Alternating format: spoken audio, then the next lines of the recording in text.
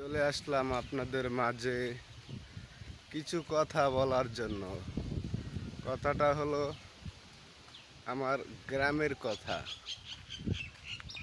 অনেক দিন পরে দেশে যখন যাই ঢাকা থেকে, তখন যে দেখি অনেক মানুষ চার দোকানে বসে অনেক বড় বড় কথা বলে রাজনীতির। আচ্ছা, তাদের বলছি আমি, গত 16 বছর ধরে তো দেখতেছি আমাদের গ্রামের রাস্তাঘাটটা তো এখনো ঠিক হয় নাই।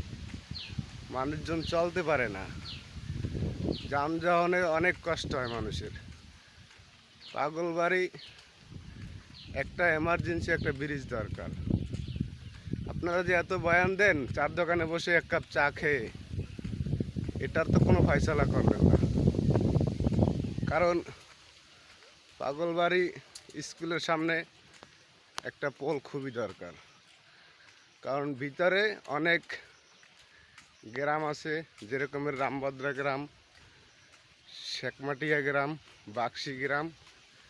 এই গ্রাম অঞ্চলের মানুষগুলো চলতে অনেক কষ্ট হয়। এটা কি একবার ভেবেছেন? এটা হলো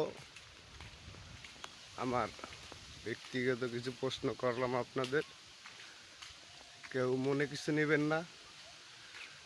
কারণ যে গ্রামে থাকি সে গ্রামের কোনো পরিবেশ নেই, তাই আমি এটা বললাম।